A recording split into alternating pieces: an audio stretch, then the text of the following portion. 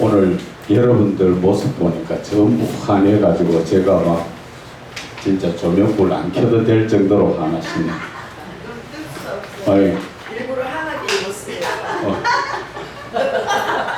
오늘 이상하게 아니 맨날 새까만 것만 입고 다니다가 아 오늘 좀 하나게 아니, 하고 싶어. 정말 아니 옷을 떠나가지고 얼굴이 얼굴도 다 화나셔. 정말 제가 앞에 서는 제가 은혜가 됩니다. 아유 감사합니다. 진짜 감사합니다. 우리가 먼저 잠깐 우리가 공부했던 것 중에서 한 가지 짚고 넘어가려고. 여러분들 잘 아시는 말씀이죠. 데살로니가 전서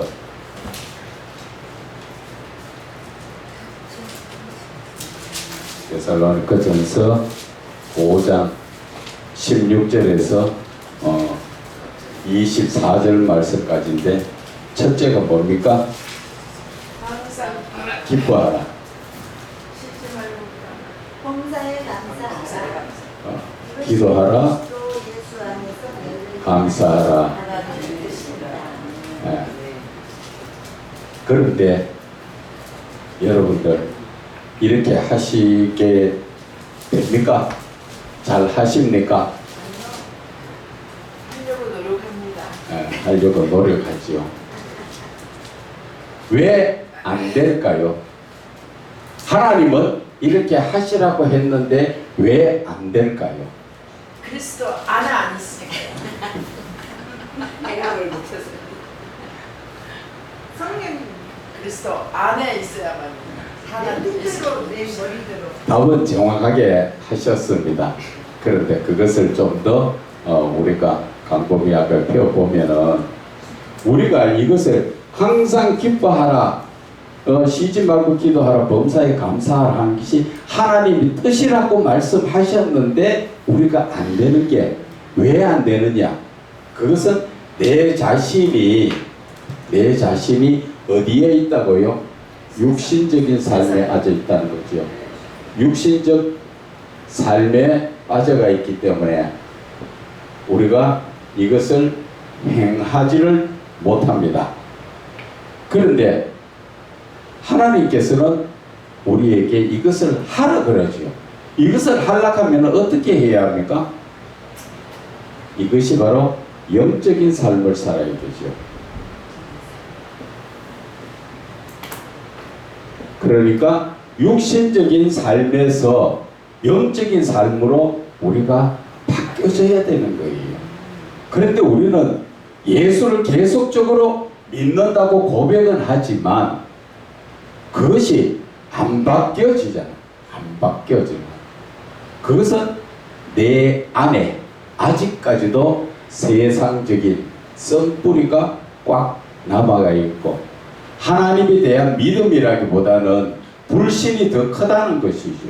우리 입술로는 하나님을 믿습니다 하지만 내 행실은 보면은 누구를 따라 삽니까? 육신적인 삶을, 세상이 이끄는 삶을 따라가 살기 때문에 우리가 이 영적인 삶을 살지 못하고 있는 것입니다.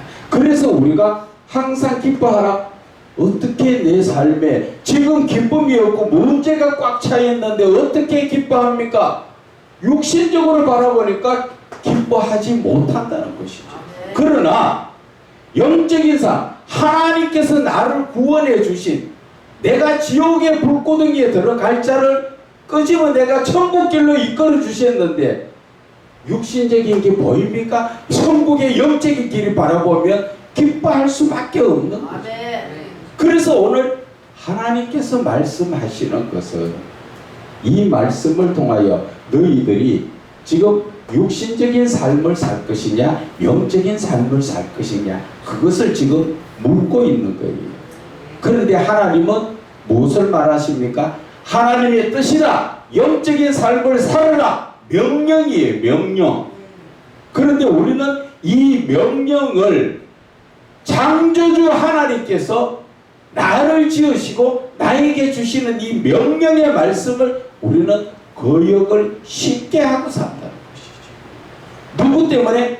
세상 마귀가 유혹하는 것 때문에 우리는 늘 하나님의 말씀을 거역하고 살면서 우리가 하지 못하는 게 뭡니까?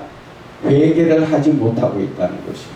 하나님의 말씀에 불순종하고 내가 내 눈으로 보는 육신적 삶을 따라가 살면서도 내가 그것이 잘못되었다 그런 걸 깨달으면서 하나님 앞에 회개하지 못하는데, 회개하라고 하면 기껏 육신적인 회개는 하되 영적인 회개는 안 한다는 거죠. 육신적인 회개가 어떤 겁니까? 사람과 사람 사이에서 잘못된 것을 찾아서 회개를 하는데, 하나님하고 나 사이에 잘못된 것을 찾아서 회개하지 않는 게, 그것이 영적인 회개를 하지 못하고 있다는 것이죠. 그래도 우리는 회개를 다 한 줄 알고 깨끗한 줄 착각하고 있죠. 그런데 오늘 이 말씀을 하나님께서 왜 주셨는가? 우리가 지금까지 하나님의 말씀에 영적으로 묵상할 때 왜 하라고 그래 주셨지요? 왜 이 말씀을 주셨을까? 왜 이 말씀을 주셨을까?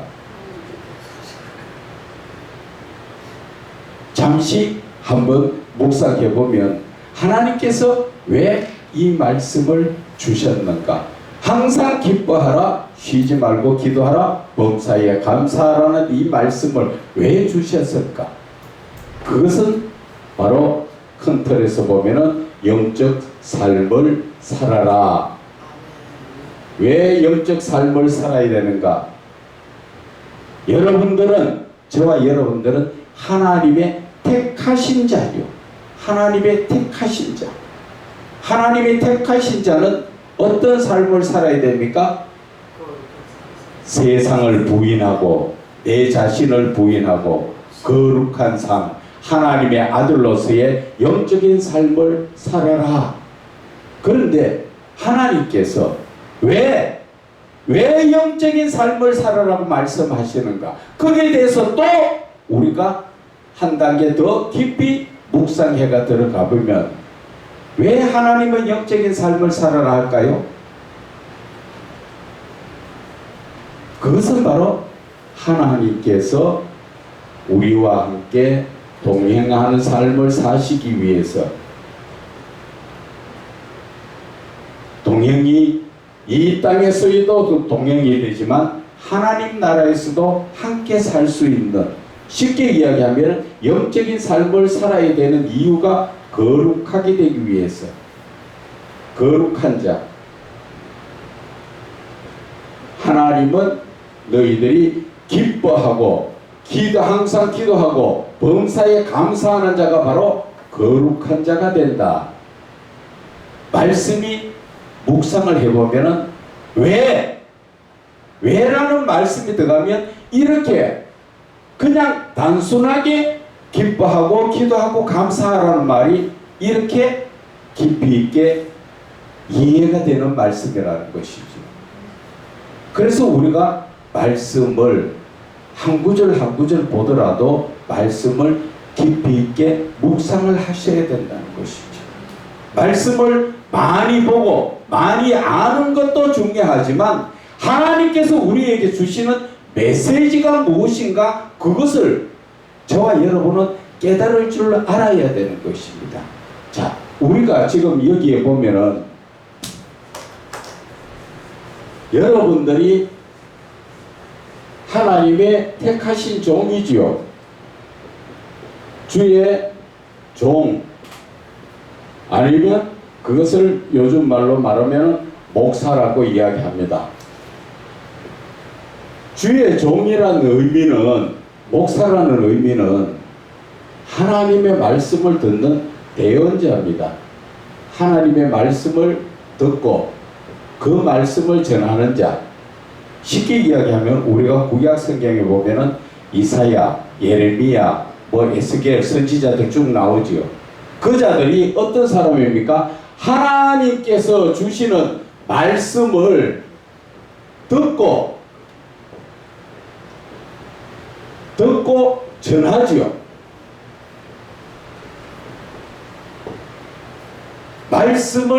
하나님의 말씀을 직접적으로 듣고 전하는 자가 대언자입니다. 이 대언자가 바로 주의 종이라고도 말하고 목사라고도 말합니다. 그런데 우리가 지금 하나님의 말씀을 듣고 있느냐는 것이죠. 내가 쉽게 이야기하면 내가 하나님과 영적 교제를 나누느냐 그 말이죠. 영적 교제를 나누느냐는 것입니다. 예레미야 14장 14절의 말씀에 보면은 주의 종이 하나님의 음성을 듣지 못하고 자기의 마음에 거짓된 생각을 전한다고 되어 있습니다. 그런 종은 멸망하리라고 말씀하세요. 두려운 말씀이에요. 그래서 사도 바울은 많은 선생이 되지 말라고 이야기하고 있습니다. 내가 똑바로 알고 똑바로 전하지 못하면 나는 100배나 더 지옥 자식이 되는 거예요. 그래서 우리가 중요한 것은 하나님과 만남에 있고 그 하나님과 교제에 있다는 것입니다. 하나님과 교제를 나누지 못하면 우리는 영적인 부분이 전혀 열려지지가 않는다는데 우리가 거기에 초점을 맞춰야 합니다. 그래서 내가 하나님을 만나기 위해서는 어떻게 해야 합니까? 항상 우리는 성령으로 충만함을 받아야 됩니다. 첫째가 기본이 예수 믿는 사람이라면 누구나가 다 성령으로 충만함을 받아야 되지요. 로마서 8장 9절에는 뭐라고 말씀하십니까?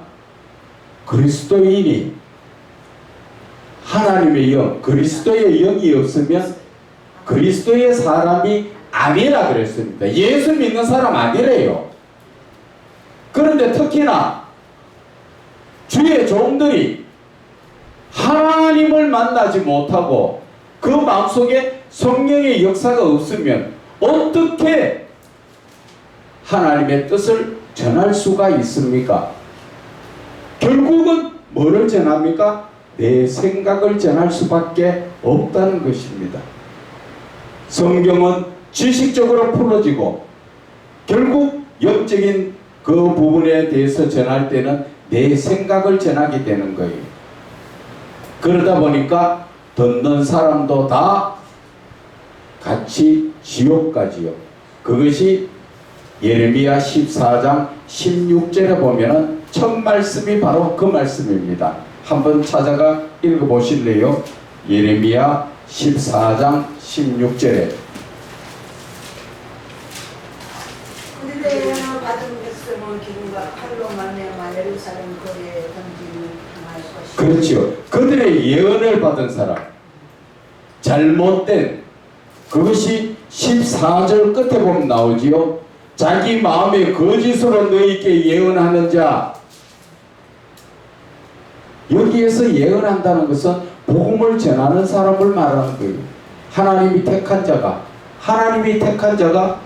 하나님의 음성도 듣지 못하고 내 생각을 전하다 보니까 결국은 그 예언을 받는 사람까지도 멸망을 당한다는 것을 말씀하시는 거예요. 그래서 우리가 말씀을 영적으로 이 말씀을 한 말씀 한 말씀 풀어보면은 참 두렵고 떨림의 말씀이에요. 그러나 내가 하나님을 만나고 나면은 우리는 그 안에서 그렇게 편안할 수가 없어요. 그래서 우리가 여기에서 지금 강의를 하고 세미나를 하는 것이 자체가 목적이 바로 삼위의 하나님이 여러분들 심령에 임재하시는 것을 그것을 목적으로 두고 지금 하고 있는 거예요. 여러분들이 성경에 대해서 몰라서 가르치는 것이 아니에요. 저는 성경 가르치지 않습니다. 성경은 누가 가르칩니까? 성령님이 가르쳐 주십니다.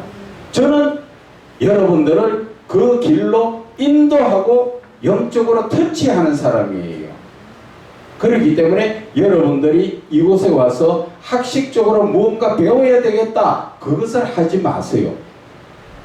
여러분들이 조금 전에 말씀처럼 말씀을 묵상할 때 왜라는 것을 놓쳐버리면 더 이상 깊이 들어갈 수가 없습니다. 항상 하나님의 말씀은 왜 이 말씀을 하셨을까?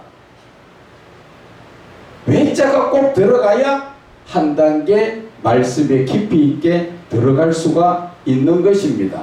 그래서 말씀을 볼 때 하나님께서 왜 이 말씀을 하셨을까? 조금 전에 데살로니가전서 그 기뻐하라, 감사하라, 기도하라 그 말씀 자체가 왜 하셨는가? 그것은 하나님께서 우리를 사랑하시기 때문에 영원한 하나님 나라에 같이 동행하기를 원해서, 그래서 영적인 삶을 살아가는 것이죠. 우리가 육신적으로 바라보면은 어떻게 기뻐하고 어떻게 기도할 수가 있겠어요? 감사가 어떻게 나옵니까? 그러나 하나님께서는 영적으로 바라보는 것이 아니라 육신적으로 바라보는 거예요.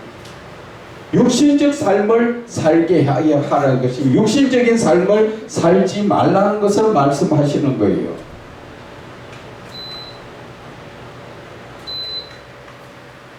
그래서 영적인 삶을 살면은 우리는 모든 것을 다 할 수가 있어요. 모든 것을. 그래서 우리가 지금 믿는 분이 누구예요? 영이신 분이시잖아요. 그분과 내가 교통교제를 나누려면은 우리는 영적인 삶을 살아야 한다. 그래서 내가 지금 바라볼 때 여러분들 눈앞에 지금 누가 보입니까? 사람이 바라보이면 안 된다는 것이지요. 여러분, 그 라틴어 중에 보면은 코란데오라고 있죠.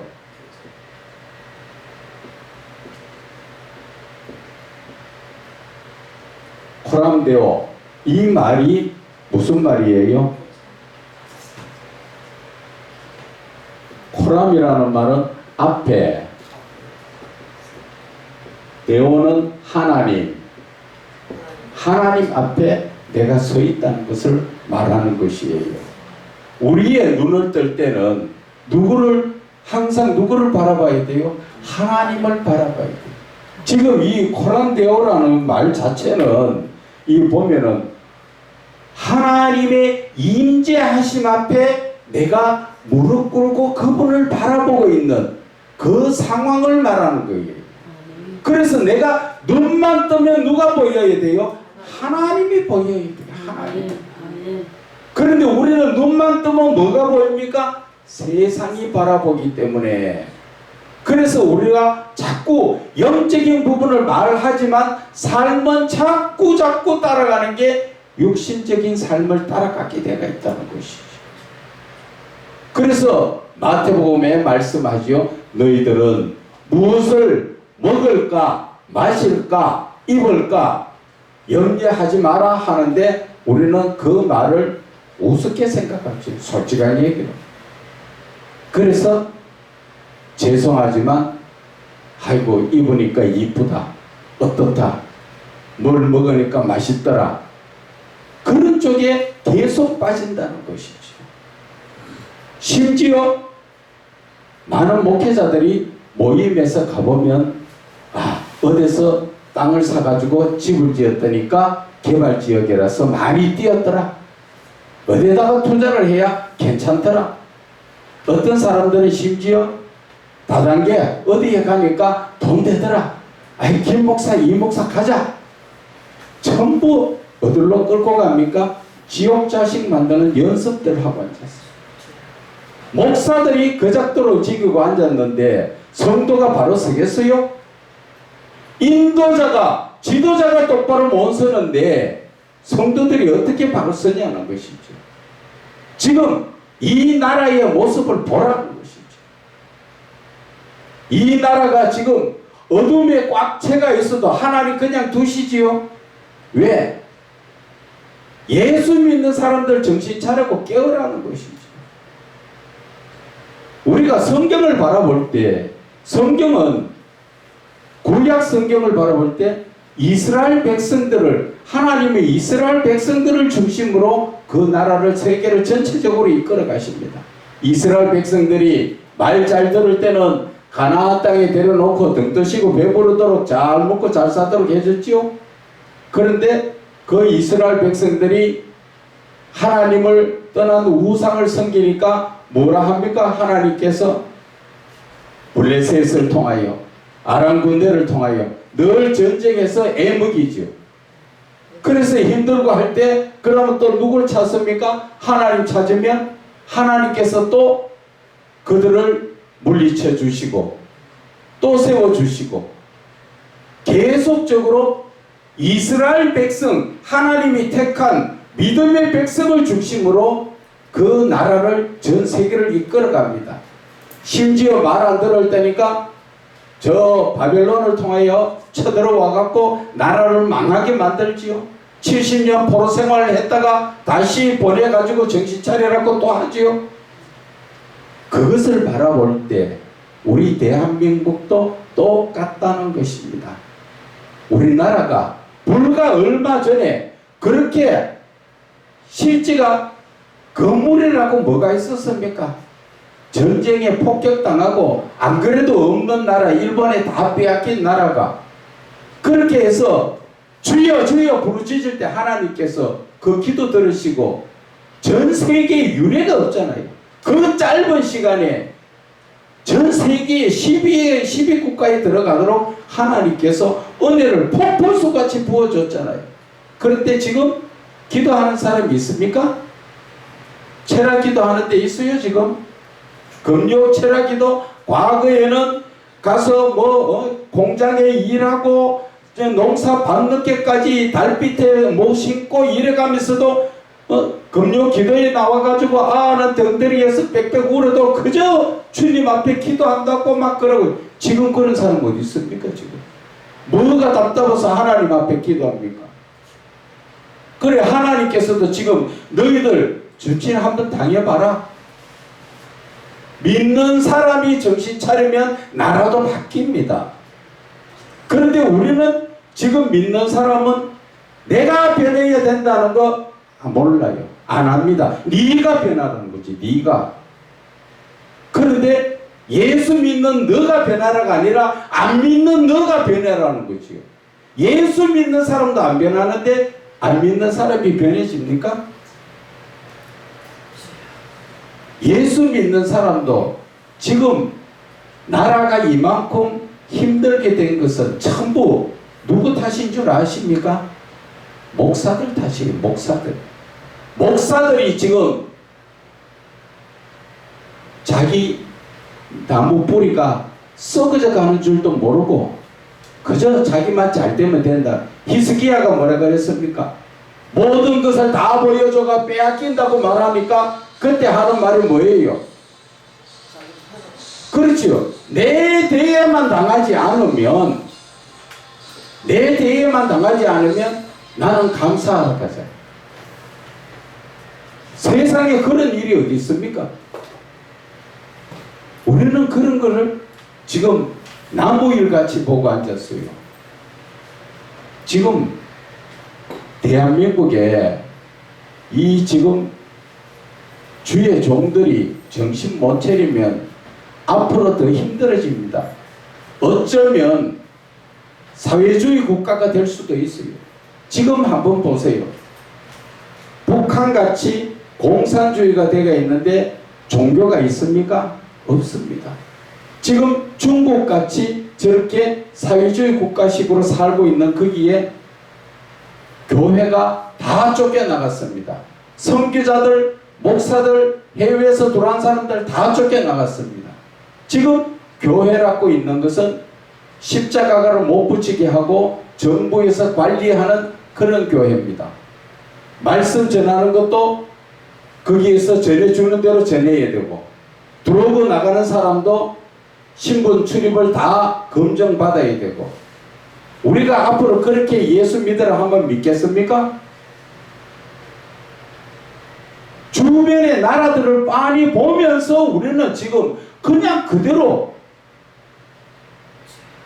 나만 괜찮으면 된다고 지금 생각하고 있는 게 목사들이 지금 썩어 빠진 정신 상태가 그거예요. 지금 교회가 시골 교회나 개척 교회나 지금 한번 우리가 현실을 바라보면 어떤지 아십니까? 젊은 사람들 성도가 없습니다.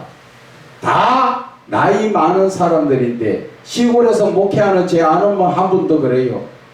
거기에 뭐 한 10가정 정도가 이렇게 왔었는데 한 5가정, 6가정 성도가 사망하고 나니까 늙어서 하나님 앞에 가고 나니까 들어올 사람도 없고 있는 사람이 이제 교회 언제 문 닫나 그거밖에 없는 거예요. 지금 현재 상태가 그렇다고요. 그러면은 목사들은 어떻게 해야 됩니까? 하나님 앞에 무릎 꿇고 하나님의 뜻이 응답받을 때까지 주여 기도해야 됩니다. 그래야 그 길이 열려지지. 내 머리로 내 생각으로 내가 지혜가 많다고 아무리 해보세요. 교회가 발전이 되는가? 아니에요. 교회는 하나님이 그 발걸음들을 인도해 주셔야 돼요.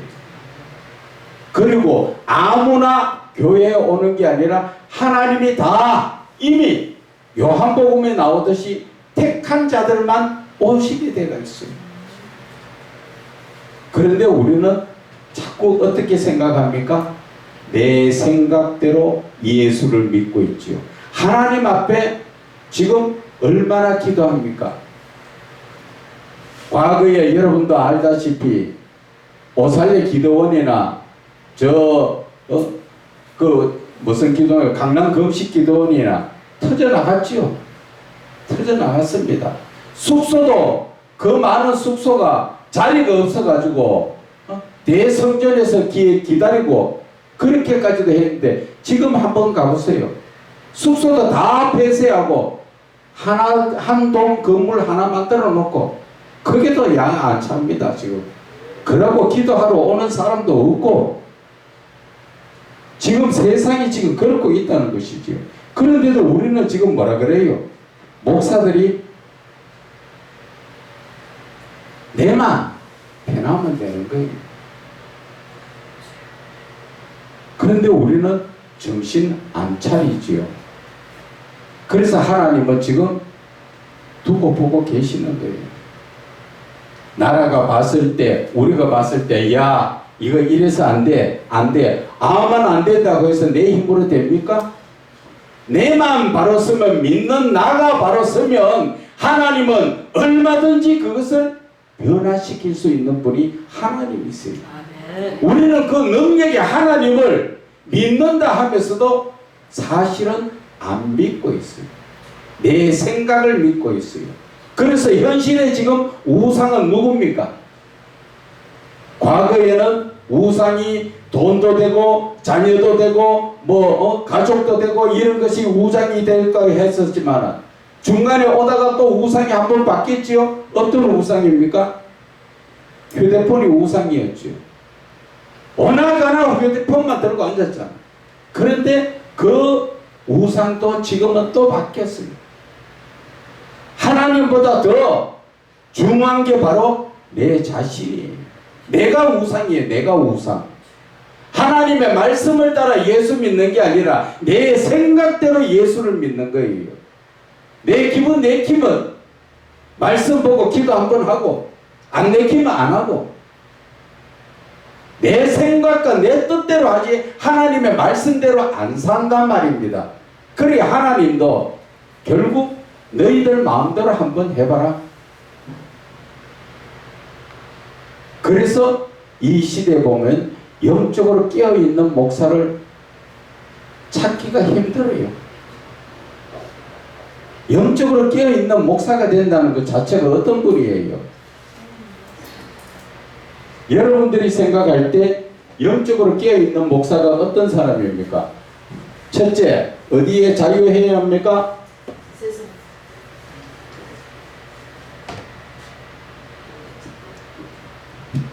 첫째, 돈의 자유함을 얻어야 되죠. 둘째 뭡니까? 이성. 누나. 좀 말하기.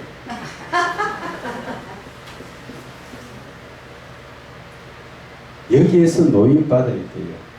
목사가 여기에서 노인받지 못하면요, 영적인 목사가 될 수가 없어요. 우리가 이 돈에 대해서 완전히 노인받은 사람이 성경에 어디에 나옵니까? 여러분들이 빨리빨리 이게 연관된 말씀이 생각이 나야 돼요. 그게 이제 여러분들이 자꾸 말씀을 묵상을 하기 때문에 그렇게 말씀이 자꾸 연관돼가 나옵니다. 이 말씀과 돈에 완전 노인받은 사람이 베드로지요. 어디로 나옵니까? 근거 얻는 얘기 없어도. 그렇지, 바로 그거잖아요.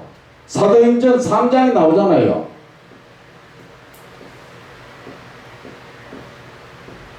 지금 베드로가 성전 미문에 앉아있는 안전병이한테 구걸을 하는데 돈 달라고 하니까 목사가 돈이 있어요, 없어요? 없습니다. 요즘으로 말하면은 1,000원짜리 하나 없다는 얘기. 1,000원짜리라도 쓰시면 저와 여러분이 손 내밀면 좋겠지요. 그런데 없으니까 뭐를 줍니까? 내게 금과 은은 없는데 나 1,000원짜리 돈 하나도 없는데 내가 줄 수 있는 건 내 안에 있는 거 줄게. 뭐냐? 그렇지, 바로 그거라는 거지요. 그렇게 이 자유함을 얻어야 된단 말이에요. 그런데 우리는 지금 어때요? 주머니에 돈 없이면 불안하지요. 어디 못 나가겠지요. 거기서 노임을 받아야 된다는 것이요. 돈을 왜 내가 걱정합니까? 여러분들은 누구 종이에요? 하나님의 종이라며. 하나님의 종이면 이 종의 살림의 책임은 누가 집니까? 하나님이 지시잖아. 그 말은 하면서 왜 하나님 앞에 안 맡깁니까? 안 맡기잖아. 하나님 내 맡기면 가지고 들고 튈까 싶어갖고 하나님 못 맡기죠. 맡겨야 돼요. 맡기는 삶을 살아야 돼요. 아멘. 네. 아멘이라도. 그런데 솔직한 얘기를 집에 가서 보면은 주머니에 돈 없이 뭐 어디 나가려고 불안하고 못 나가고 좀 이래 있으면 오늘은 어디 쇼핑 한번 가볼까? 목사들도 똑같아요. 돈이 주머니에 목사가 든든하게 있으면 오늘 어디 가 쇼핑 해볼까? 어디 옷 좋은 거 없을까? 어디 맛있는 거 없을까? 돈이 없으면 어떻게 합니까? 쓸 때는 있는데 돈이 없으면 무릎 꿇지요. 주여 없습니다. 맞잖아요. 없으면 무릎 꿇는데 있으면 하나님께 안 묻는단 말이에요. 내 생각대로 산단 말이에요. 그래서 우리는 지금 돈이 있든지 없든지 내 삶은 완전히 돈에 노임받아야 돼요. 저도 과거에 사업을 하다 망하고 나서 빚이 있고 이럴 때 참 늘 어디 나가서 돈 때문에 힘들었어요. 그런데 하나님 앞에 온전히 매이니까 하나님이 해결을 다 해주시는데 상상도 못해요.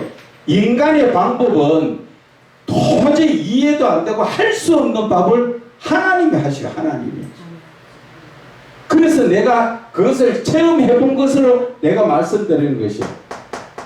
이 주의 종의 길 가는 건 제일 첫째 놓아야 될 것이 돈인데 이거 못 놓지요. 두 번째, 이 음란에 대해서 노임받지 못해가지고 과거에 어떤 그런 한번 목사님이 실제가 있었대요. 40몇 년 목회를 잘해서 교회가 중년교회 정도 됐는데 새로 들어온 여자 성도분이 너무 이쁜 여자분이 오셔가지고 그 앞에 앉아 있다 보니까 거기에 갑자기 음란이 들어오니까 그분하고 모텔을 가기로 해가지고 모텔을 갔는데 그 소리를 누가 듣고 또 그 여인에게 남편에게 말하니까 남편이 모텔에 찾아왔는 거예요. 그러니까 모텔에 들어가자마자 밖에서 문 두드리니까 목사가 그때 정신을 번쩍 차리가 아 이거 내가 어떻게 돼? 왜 내가 여기 왔는가? 그 순간에 그 높은 모텔에서 난간에 붙들고 있다가 떨어져서 결국 죽었어요. 여러분들 큰 소리 치면 안 돼요. 이거요 어느 순간에 들어올지 몰라요. 이거는요. 그래서 내 자신이 평상시에 이 두 가지에서 노임을 받는 게 말은 쉽지만은 안 쉬워요. 그게 이것이 노임을 받아져야 그 다음에 떠여지는 게 영적인 부분에 눈이 놓여집니다. 그래서 이거를 철두철미하게 여러분들은 이것을 지금 항상 내 마음속에 두고 자유함을 얻어야 돼요. 그래서 목회자가 되면은 남자 목사, 여자 목사 있어요, 없어요? 있는 게 잘못된 거예요. 목사는 남자나 여자가 성별이 없습니다. 그냥 목사예요. 여자 목사, 남자 목사 찾으면 안 돼요. 그냥 목사예요. 하나님의 종이에요. 그분이 남자든 여자든 성별은 상관이 없다는 얘기예요. 거기에서 내가 성별을 가지고 남자 목사, 여자 목사 찾는 자체가 아직까지도 이 음란 쪽에 노임이 덜 노임받은 거예요. 이해 가십니까? 그래서 우리가 기본적으로 이 주의 종이라는 것은 쉽게 이야기하면은 세상 사람 아니에요. 하나님의 종이에요. 하나님의 택하신 붙들림 받은 그 종이에요. 예레미야에게 하나님 뭐라 말씀하십니까? 너 결혼하지 마라 그러잖아. 그러니까 안 하잖아. 하나님의 말씀을 따라 살잖아요. 그렇기 때문에 나라는 자신이 죽고 없는 게 종이에요. 그래서 이 주의 종에 내가 죽고 없는 게 어디에서 나옵니까? 그것은 나는 죽고 예수로 사는 삶이지만 내 자신이 온전히 죽는 것은 로마서 12장 1절에 거룩한 산재물로 내 자신을 하나님께 드려야 돼요. 드려. 나는 하나님께 드려졌으면 더 이상 나는 없다는 얘기예요. 내가 없으면 내 생각이 없는 거잖아요. 그런데 우리는 드렸다 하고 나서도 내 생각대로 살고 있잖아요. 그래서 우리가 이런 것 자체가 잘못됐다는 것을 지적하고 고쳐져야, 이런 게 기본적으로 고쳐져야만 영적인 부분이 열려지는 거예요. 아멘.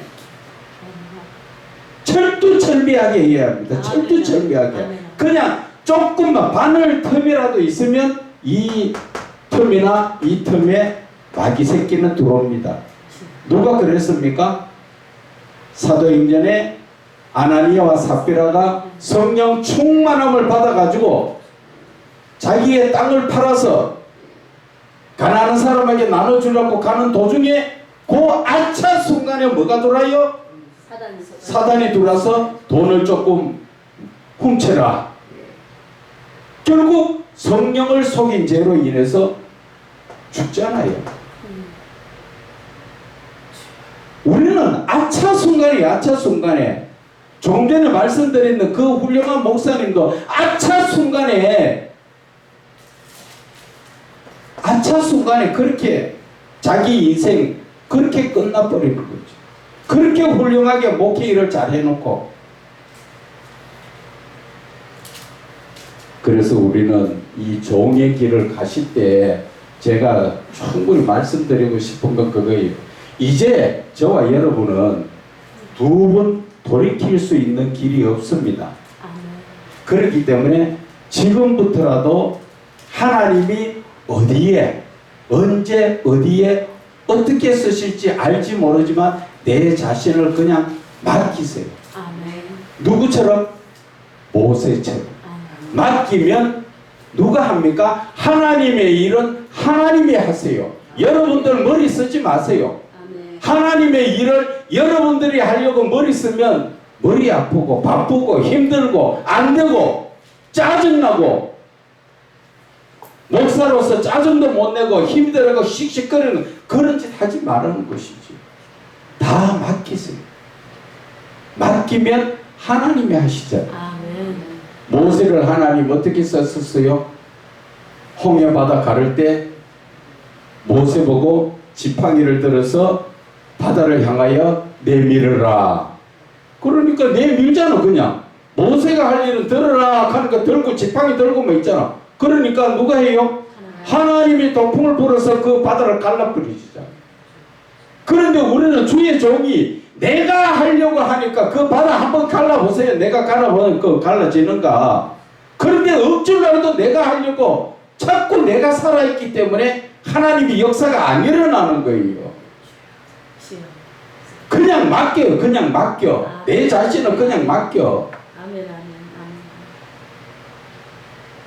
그래서 시편에 35편 5절에 37편 5절에 나오죠. 여호와께 짐을 맡기라. 네 길을 여호와께 맡기라.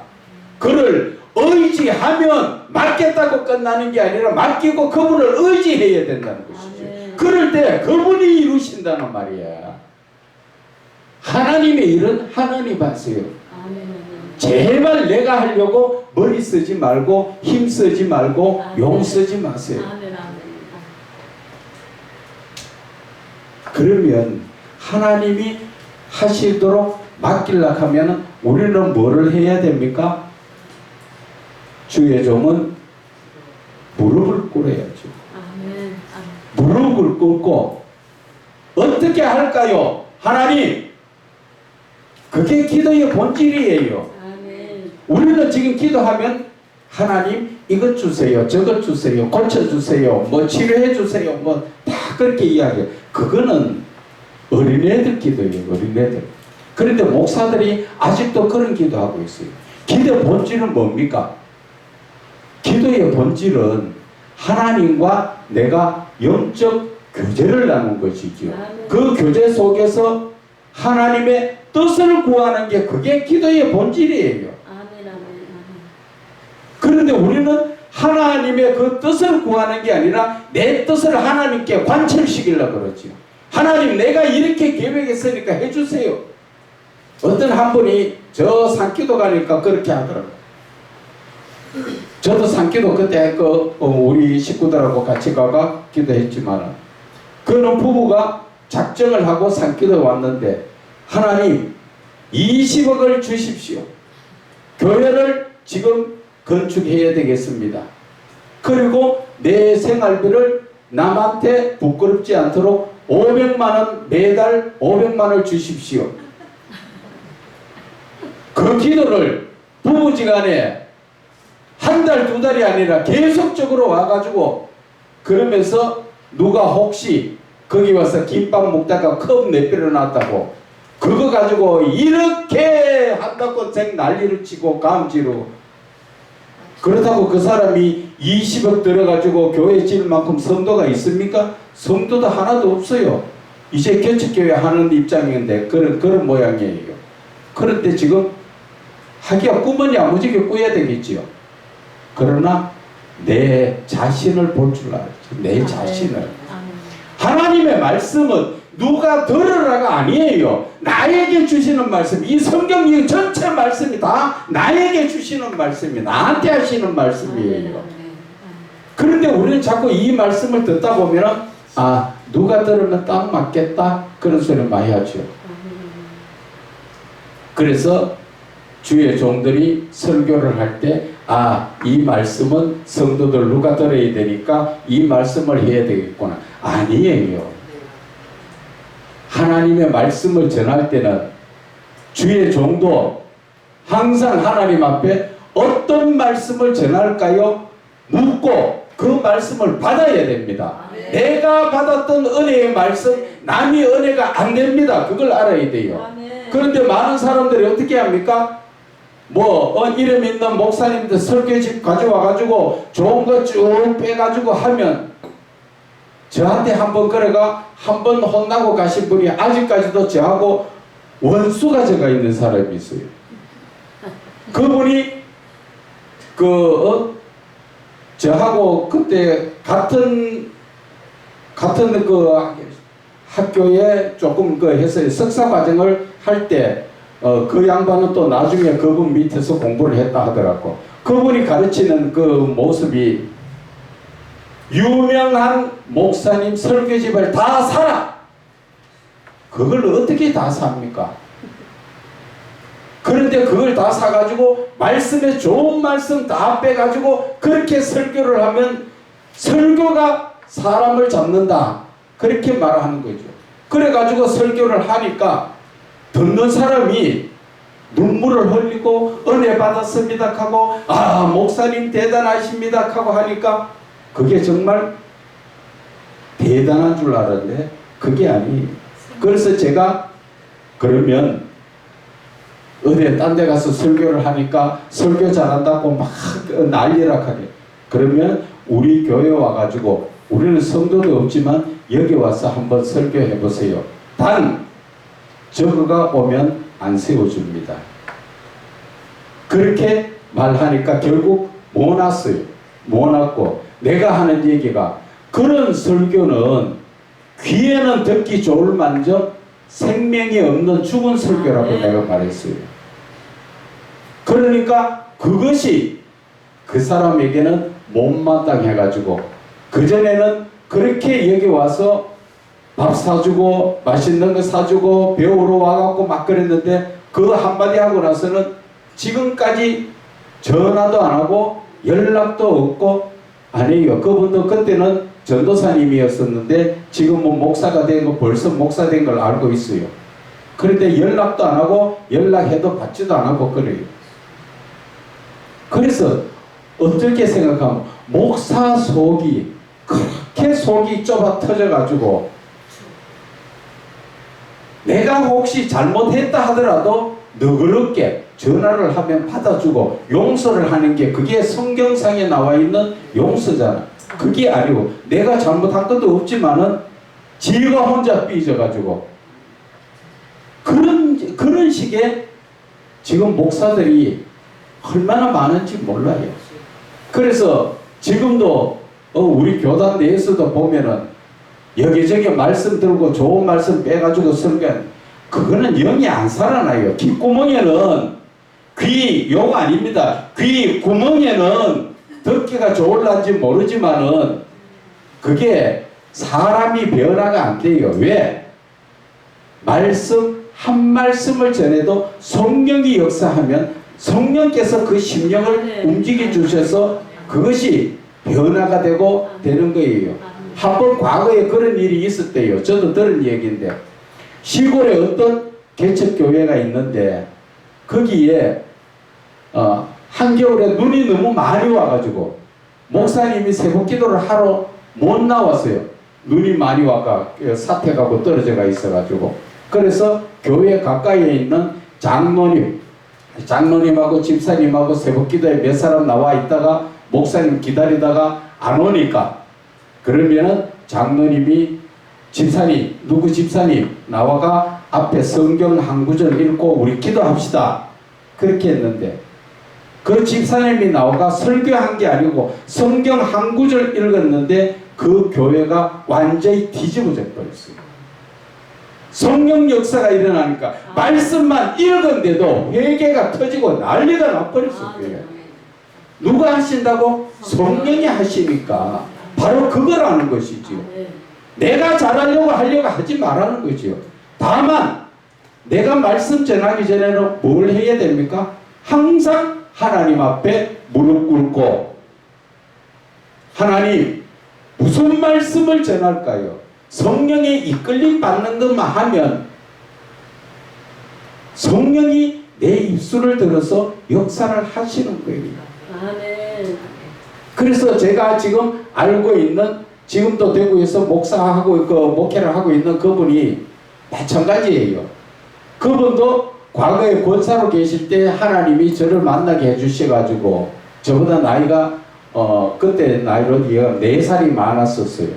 그래서 여자분인데 그 산기도 가면서 목사님 그때 제가 전도사였었는데 하나님께서 뭐 가르치라 그러니까 그러니까 뭐 이야기하니까 나는 아직 성경 1독도 못 했어요 하면서 부분적으로 좀 보기는 봐도 몰랐어요 하니 그래서 이제 그분한테 뭐 하나님이 대충 부분 가르쳐 주라는 대로 가르쳐 주고 그렇게 했었는데 하나님께서 또 교회를 세워주라 해서 저하고 같이 가가지고 교회를 참 하나님의 역사는 신기해요.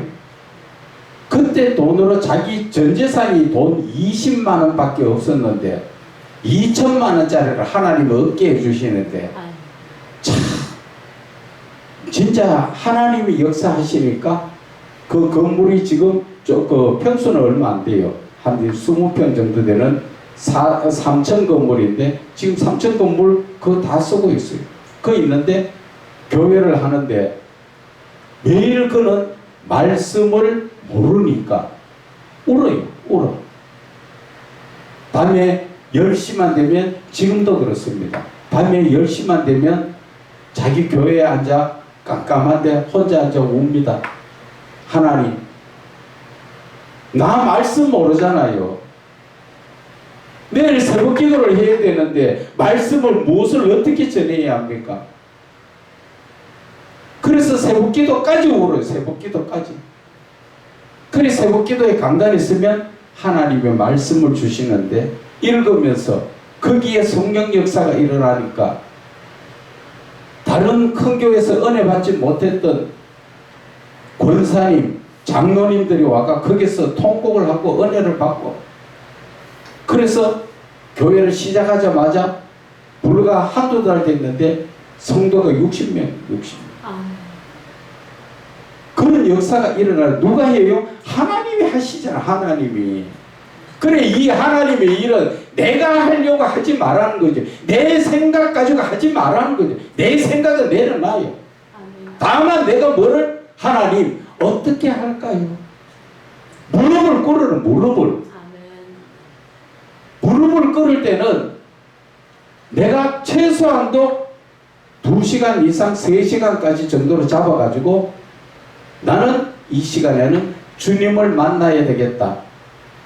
휴대폰이고 연락처고 오는 거 다 수도시키고 올 수도시키고 조용히 하나님 말씀을 묵상하면서 마태복음 6장 6절에 골방기도 은밀하게 보시는 하나님을 만나는 그런 기도를 하시라는 것이죠. 그럴 때 하나님이 오셔가지고 하나님이 이끌어 주시니까 성경 1독을 안 해도 하나님의 놀라운 역사는 다 일어나는 거예요. 여러분들 솔직한 얘기를 말했어요. 사복음서만 다뤄도 평생 설교해도 설교 다 못합니다. 그 외의 말씀들은 내가 시간 날 때 읽고 그냥 영적으로 이런 부분도 있구나 이런 것 좀 깨달으면 되지만은 설교 자체 하나 전문적으로 하고 싶으면은 사복음서 예수님이 오셔가지고 주셨는 그 말씀만 제대로 그것만 파헤쳐도 평생 지금 다 해도 못다 합니다. 했던 말 또 하는 것 같지요? 하나님께서 또 다른 주제로 바꿔주시면 똑같은 말씀을 주제로 설교를 해도 다른 말씀이 또 튀어나오게 돼가 있어요. 누가 한다고? 성령이 하시니까. 그런데 우리는 너무나 많이 알려고 하고 너무나 많은 것으로 막 하다 보니까 내 자랑이 나오게 되어가 있다는 거죠. 그래서 내 자랑이 나오다 보니까 결국은 하나님은 간곳 없고 내만 나타나는 거예요. 그게 누구예요? 성경에 나오는 외식하는 자예요. 외식하는 자. 그래서 성경에서 하나님의 우리 신명기 8장 2절에 전번에 받들었지요. 그 고난의 삶을 왜 주시는가? 그것은 첫째 너를 낮추시기 위해서. 네 잘난 척 좀 그만해라는 것이죠. 나 좀 드러내라는 것이지. 하나님은 말씀을 통하여서 살아계신 하나님을 드러내라는데 우리는 어떻게 됐든 하나님의 말씀 붙들고 누구를 드러냅니까? 내 자신을 드러내고 있다는 것이죠. 은근히 예수 이름으로 해놔놓고 내가 기도했더니, 그죠? 내가 말씀을 많이 봤더니, 내가 본 겁니까? 내가 기도한 겁니까? 성령의 이끌림 받은 기도예요. 아멘. 성령이 이끌어 주신 거예요. 내가 한 게 아니에요. 그런데 우리는 내가 자꾸 드러내다 보니까 하나님의 영광을 도둑질하는 내가 도둑놈이에요. 도둑놈. 하나님의 헌금 떼먹는 도둑놈이 아니라 하나님이 그보다 더 큰 하나님 영광을 가르치는 도둑놈이라고. 그것이 지금 이 시대에 얼마나 많은 목사들이 그런 짓 하고 있습니까? 기도해서 귀신 나가고 병 고치지면 다 어떻게 합니까? 사람들이 모여드니까 목소리 다 끄고 주여 너를 찍어다. 자기가 어떻게 하나님이 하시는 일을 내가 하려고 하고 한다. 그래서 영적인 목사가 되면 사실 여기에 서는 게 두려워요. 간밤에서부터 저도 오늘 그 강의가 있고 세미나 있으면 잠 잘 못 자요. 왜? 하나님이 좀 제발 좀 해주시라고. 내가 해가지고 인간이 어떻게 인간에게 무엇을 할 수 있겠어요? 이 영적인 부분을 누가 하셔야 돼요? 성령이 하셔야 돼요. 아멘. 그래서 여러분들 마음속에 삼위의 하나님이 임재하시는 게 그게 중요하다는 것이죠. 아멘. 아멘. 그렇지 못하면 여러분들 성경 앞만 봐도 전부 꽝이에요. 꽝. 우리가 지금 성경 한 군데를 지금 요한복음 한번 볼까요? 요한복음 8장 우리가 말씀 가운데서 보면은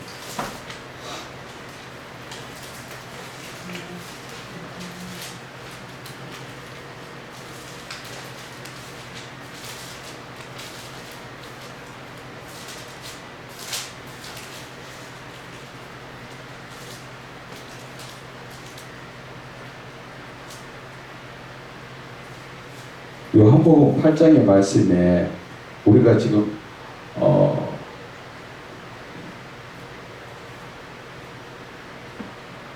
8장 1절에서 11절 말씀 자체를 쭉 보면은 지금 간음한 여인에 대해서 말씀하시죠. 그죠? 요한복음 8장 1절에서 11절까지가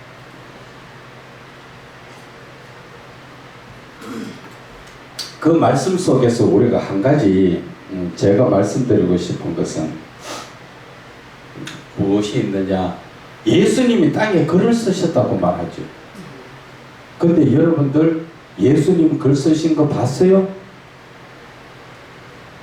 근데 그 글씨가 무슨 글씨인지 알아요? 그것을 우리가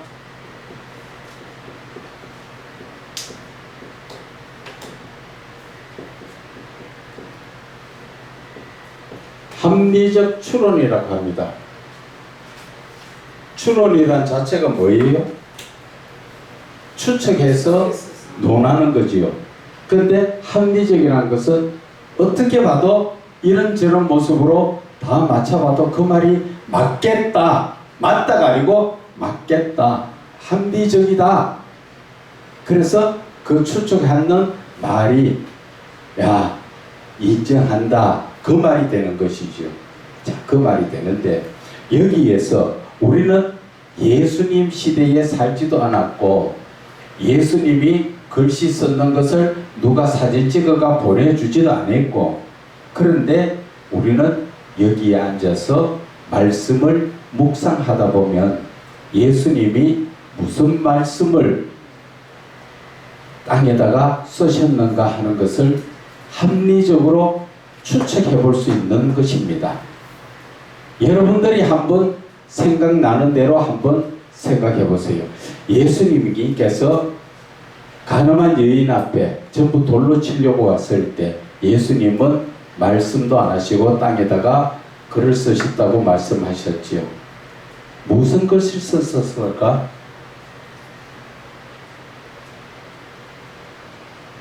너희 중에 율법을 지키는 자가 있으면 그냥 율법을 다 지키지 못하잖아요. 네. 또 있으면 이 여인의 돌로 치라. 그래서 그 다툼이 풀어냅니다. 우리가 이 말씀 자체를 보기 위해서는 성경을 좀 찾아봅시다. 성경에 요한복음 14장, 이게 나중에 이거 제가 요한복음 이거 해 나가면서 다 할 건데 14장 자 26절 말씀을 한번 읽어볼까요? 보이사 아버지께서 내 이름을 실성내라 너희에게 모든 것을 가르치고 내가 너희에게 말한 모든 것을 생각나게 하리라. 지금 요 말을 요약하면 무슨 말이에요? 성령님이 오시면 생각나게 해주신다. 그렇죠? 그렇죠? 자, 그러면 16장 말씀을 우리가 또 한번 볼까요? 16장 자 8절 시작. 그가 와서 죄에 대하여 우리에 대하여 심판에 대하여 세상을 생각하시리라. 이 말씀을 요약하면 자기 죄를 생각나게 회개할 수 있고 죄에 대해서 책망하신다 그랬지요. 이 죄에 대해서 너가 죄가 있다는 것을 거기에 대해서 책망하신다. 네가 그런 죄를 짓고 네 자신이 옳으냐 그것을 책망하신다 그랬죠. 그래서 쉽게 이야기하면은 성령이 오시면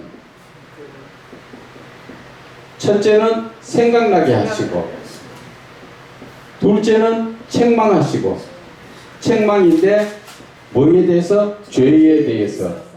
그지요? 자, 이렇게 논하게 되면은 여러분들이 생각이 안 납니까? 예수님께서 땅에다가 글을 쓰셨다 그랬죠. 아닙니까? 요한복음 8장 몸을 구겨 손가락으로 땅에 쓰시니 그래 땅에다가 글을 쓰셨다고 했지요. 땅을 우리가 영적으로 분별하면은 사람이지요. 사람. 이게 합리적 추론입니다. 이거. 사람을 땅에다가 비유하지요.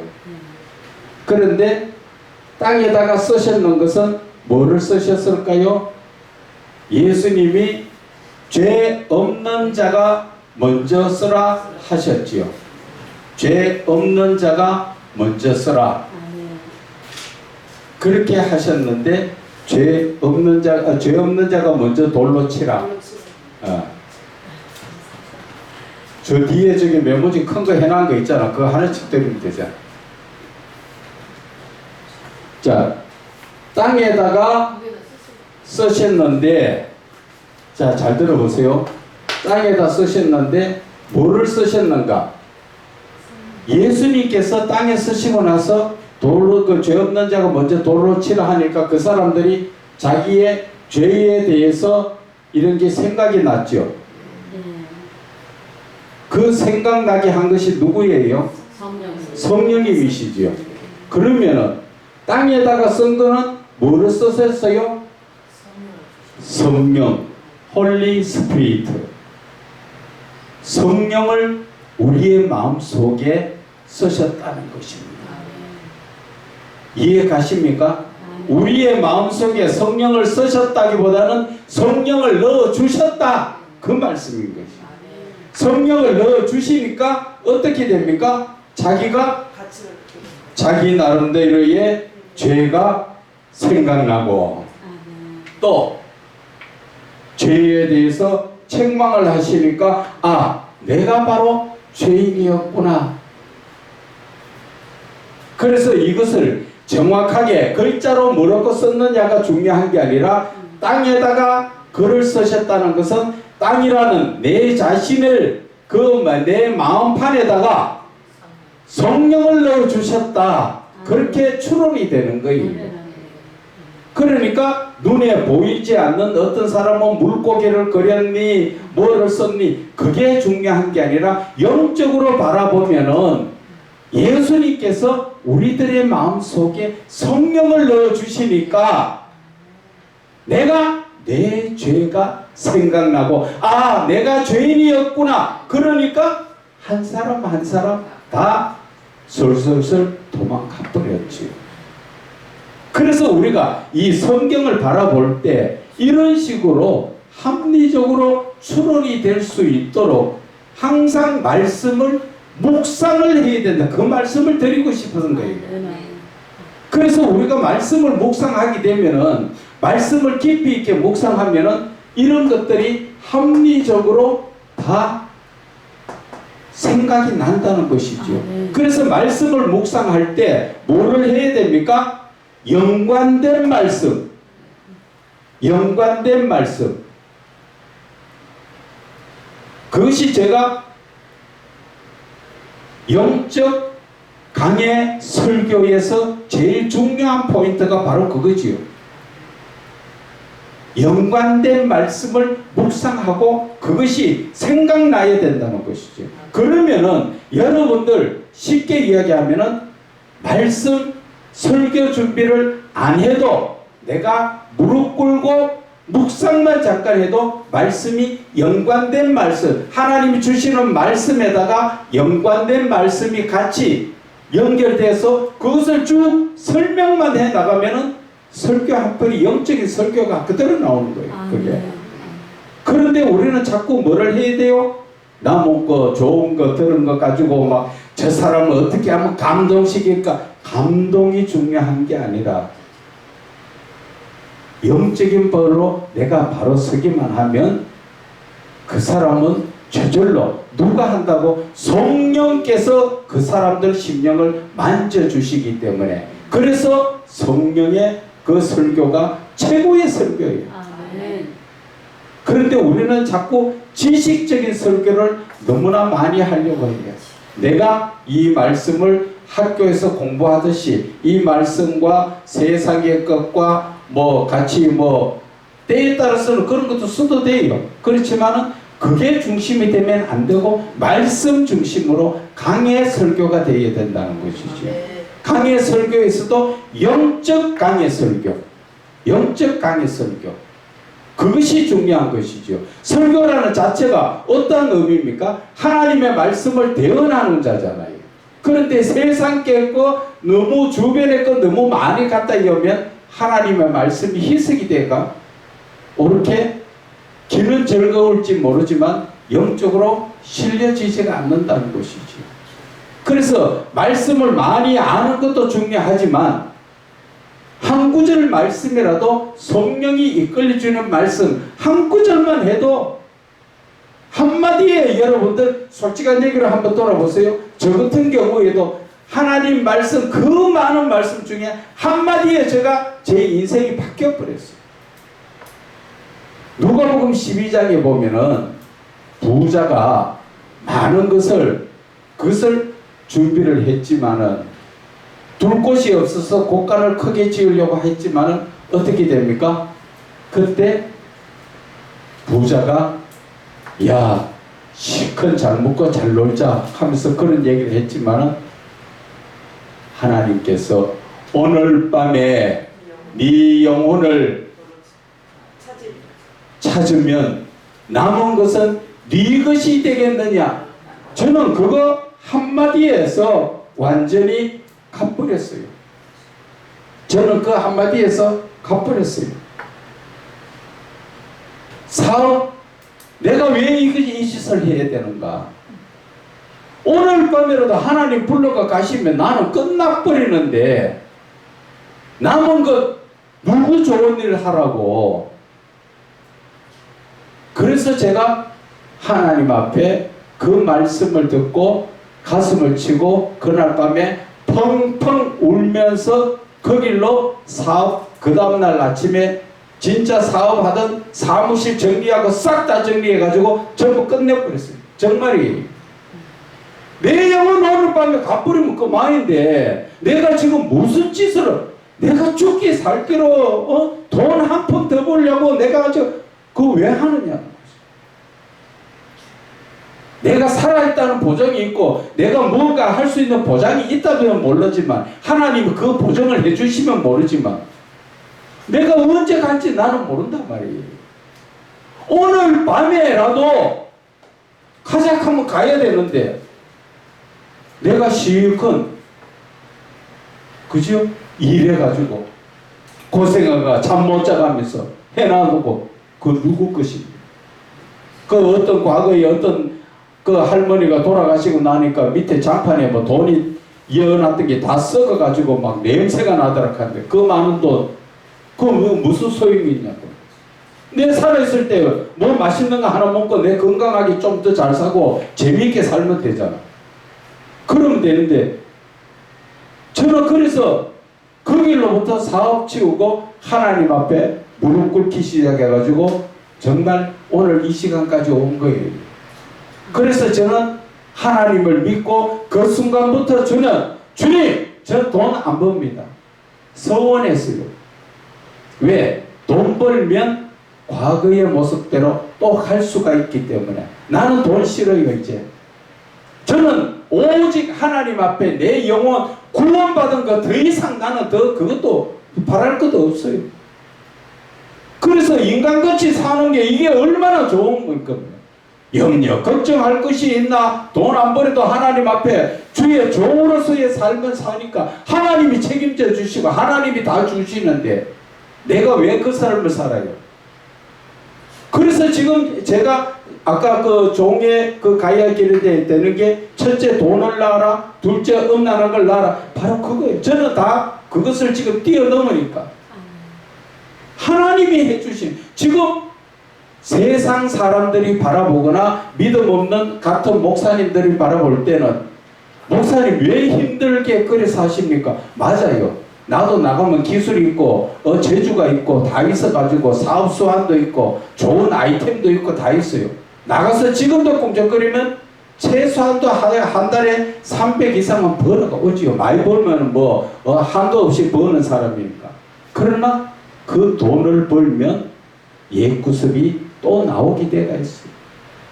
그래서 저는 그 돈 싫습니다. 이제는 하나님이 좋아요. 아멘.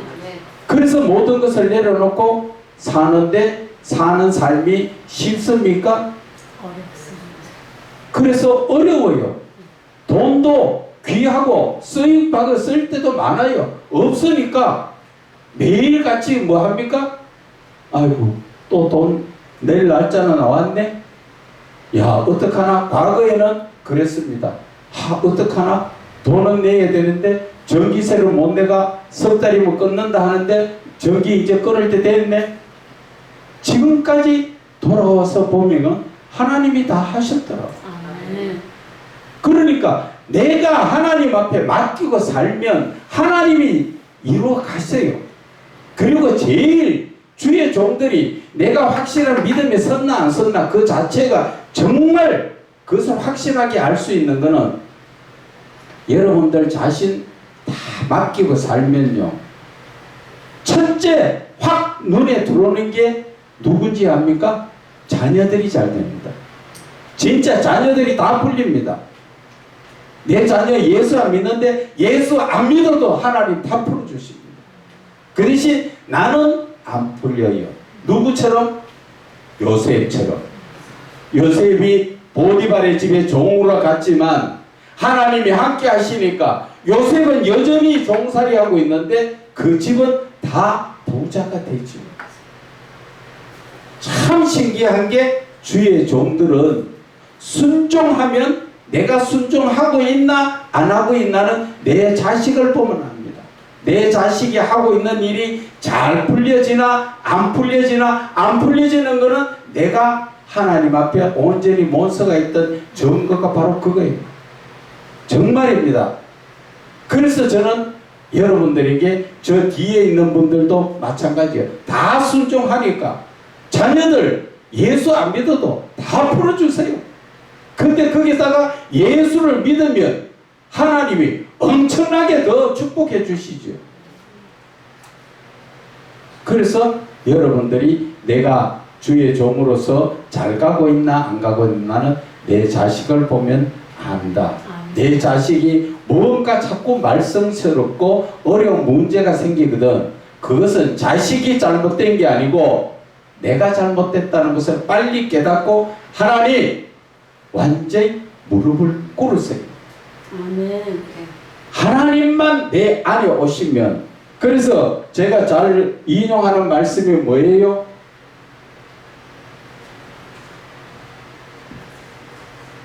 너희가 내 안에 거하고 내 말이 너희 안에 거하면. 야고보 15장 7절. 아멘. 네, 바로 그 말씀이에요. 우리가 하나님 안에 있다는 건 뭐예요? 거룩한 자. 내가 하나님 마음에 쏙 든 자다 그 말이에요. 내가 하나님 안에 거하면, 우리가 이 말씀 속에서 여러분들도 영적으로 잘 지금 이해하고 들어야 될 부분이 있습니다. 예수님께서 내 말이 너희 안에 거하면, 자, 말이 너희 안에 거한다. 그죠?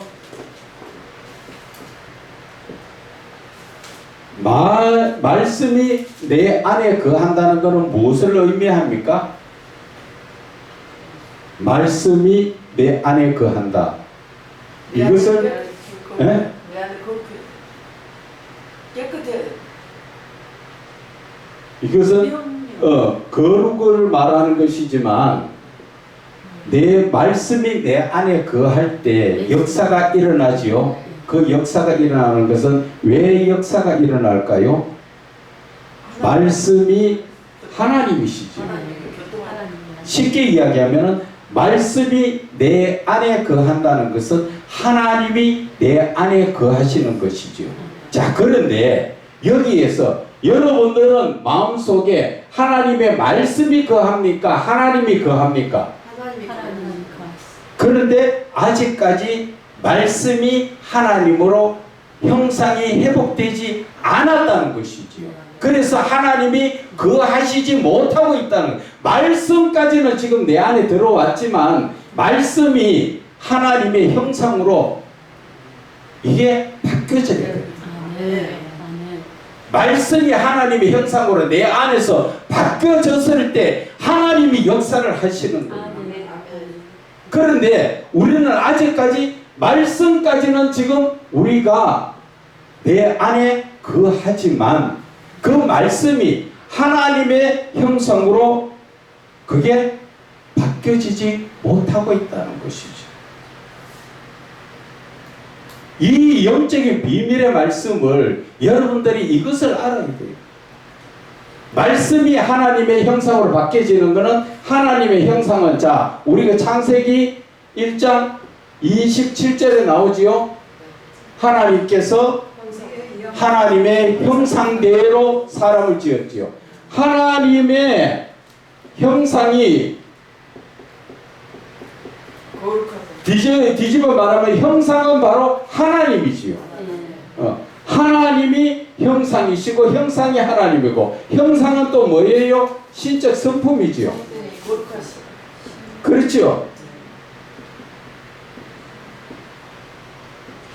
이 신적 성품이 하나님의 형상이요, 오히려 그 신적 성품이 하나님이시라는 거예요.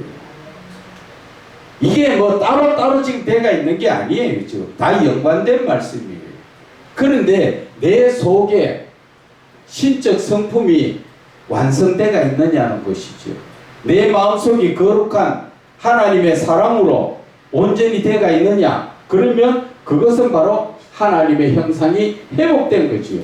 우리가 죄악된 모습에서 하나님의 이 모습으로 바뀌어지는 거죠. 그럴 때 바로 말씀이 하나님의 형상으로 바뀌어지는 거예요. 그런데 우리는 그냥 말씀만 먹으면 하나님이 내 안에 계신다고 생각하는데 그게 아니라는 것이죠. 말씀이 내 안에 왔으면 그 말씀이 요한계시록 10장에 나오지요. 요한계시록 10장에 작은 두루마리 책을 먹으니까 입에는 달고 배에는 쓰지요. 왜 배에서 쓸까요? 그 말씀이 나를 변화를 시키니까 배에서 쓴 역사가 일어나는 거예요. 말씀이 먹을 때는 아멘 아멘 먹을 때 단 것 같지만 그것이 그 말씀이 나하고 하나가 되기 위해서 내 속에서 하나가 되기 위해서 역사가 일어날 때 그때 지금 내 자신이 속에 쓰다는 것이죠. 이해가십니까? 네. 그래서 우리의 이 말씀 속에서 우리가 하나님의 형상이라는 자체 이것이 바로 신적 성품이고 자 여기에서 한 가지 더 말씀드릴게요. 신적 성품을 갖다가 우리가 인간에게 말할 때 신적 성품이라기보다는 뭐라고 말합니까? 영성이라고 말합니다. 영성이 뭐 어떻게 손대면 휘딱 넘어가는 그런 영적인 그거는 은사 쪽입니다. 그거는 은사지 영성이 아니에요.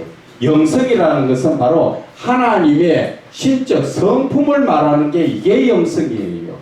그래서 영성적이라는 것은 우리가 지금 저기에 영성적 성경 세면하지요. 영성적이라는 것은 신적 성품을 회복해서 하나님의 형상이요 하나님이 함께 하시는 그래서 말씀을 풀 때 하나님이 함께 하시는 영성적 하나님이 함께 하시는 그런 성경의 풀이라는 것을 말하는 것이에요. 그냥 일반적 풀이가 아니라 하나님이 함께 하시고 그분이 풀어주시는 그러니까 삼위의 하나님이 이 말씀을 우리가 대언할 때 같이 지금 동행하시고 그 말씀 속에서 우리가 깨달아지고 느껴지고 하는 것이 바로 이것이라는 것을 말씀을 드리는 거예요. 오늘 말씀이 이해가 가십니까? 이해가 안 가시는 부분이 있으면 질문을 하세요. 그냥 넘어가지 말고. 그래서 우리가 이 신적 성품은 하나님께서 언제 주셨습니까? 하나님께서 사람에게 신적 성품을 주셨는데 언제 주셨습니까? 자신 있게 말씀하세요. 창세기 아담과 하와에게 아담과 만드실 영을 불어 넣으실 때 우리가 예수 그리스도를 믿음으로 창세기 2장 7절 하나님께서 흙으로 사람을 지으시고 그 코에 생기를 부어 넣어 주실 때 그때 우리는 하나님 앞에 하나님이 주시는 하나님이 가지고 계시던 하나님과 공용으로 우리가 나누어 쓰시는 그 신적 성품을 받은 것이다. 아멘. 바로 그때라는 것이지. 아멘. 그래서 사람이 태어날 때 자식이 태어날 때 태어나가지고 부모가 내 성품 받아라 주는 게 아니지요. 뱃속에 있을 때 이미 성품을 받아가 나오지요. 그것처럼 우리는 땅에서 태어났을 때 이미 하나님께서 사람을 지었을 때 그 코에 생기를 부어 넣어 주실 때 우리에게 신적 성품을 주셨다 하는 것을 말씀을 드립니다. 오늘 말씀하다 보니까 본문의 말씀대로는 못 들어가고 엉뚱하게 좀 깽뺑 많이 돌았습니다. 그래도 은혜가 되실 줄 믿습니다. 오늘 오전 시간은 여기에 마치겠습니다.